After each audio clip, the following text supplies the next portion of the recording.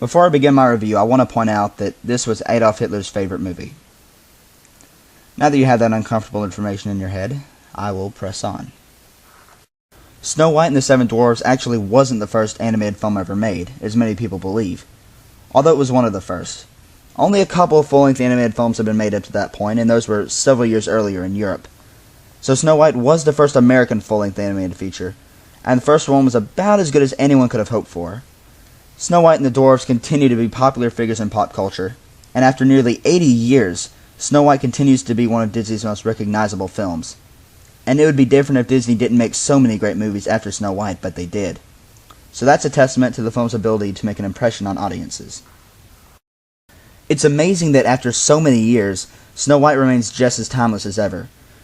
Even though there were elements in this film that make it feel a little dated, it still feels more timeless than even some of Disney's more recent works. And I think you could say the same thing about most of the films that Disney made while Walt Disney was overproduction. One thing I was surprised about after seeing Snow White again was how very simple the film is. It's only about 80 minutes long, and Snow White doesn't even meet the dwarfs until the film's halfway point. And not much happens throughout the entire thing. The story is nearly universally known. Snow White's stepmother, the Queen, is obsessed with being the fairest maiden in the land. So she often speaks with the magic mirror so that it can confirm to her that she is indeed the most beautiful woman in the kingdom. However, when the mirror tells her one day that Snow White has surpassed her in beauty, she orders a hunter to take her into the woods and kill her. However, overcome by her beauty, the hunter simply can't do it. He tells Snow White to run away, and she does so, setting off a chain of events that leads to Snow White meeting the Seven Dwarfs.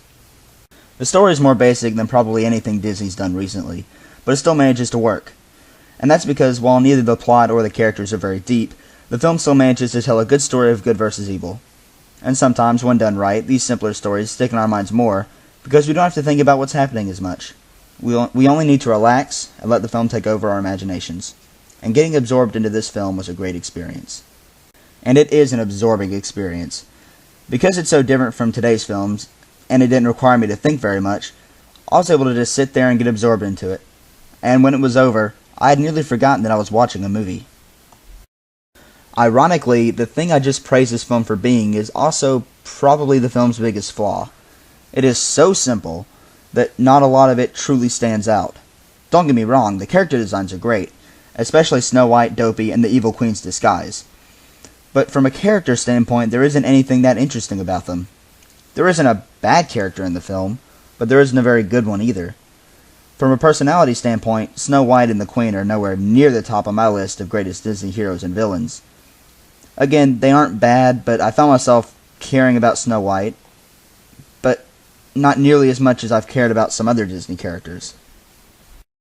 The simplicity of the story also hurts it a bit, I'm afraid. While very absorbing, the story is so simple that it just doesn't leave a big impression on me. It's a good story, but due to the simplicity of it all, it isn't a film with a lot of rewatchability. Now, I'd be lying if I said that the story wasn't hurt by it being the first animated feature film, but I'm reviewing this film as it stands today, and not how it was in 1937. While the dwarfs individually aren't very interesting, they play off each other very well.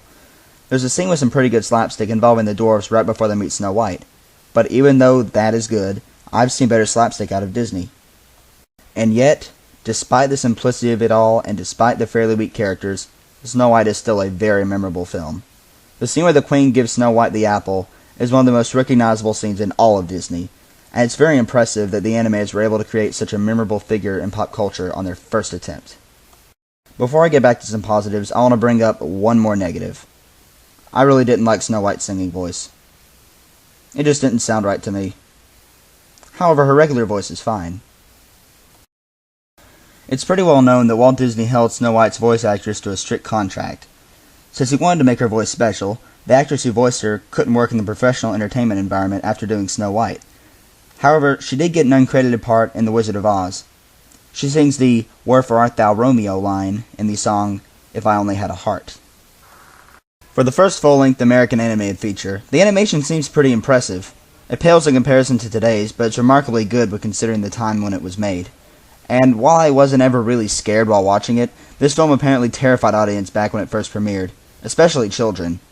Most animated features at the time were fairly innocent, and Snow White was pretty dark in comparison.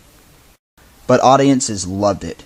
In fact, they loved it so much that it became the highest grossing film of all time during its initial release, and kept that title until Gone with the Wind came onto the scene.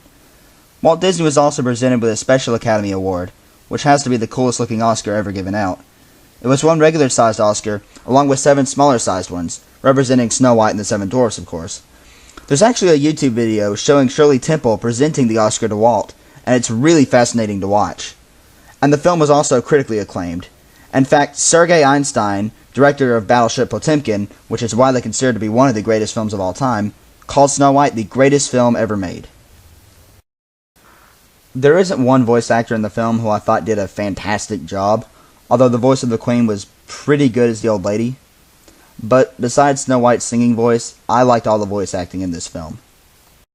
It's hard for me to name a favorite character since there isn't really one that stands out.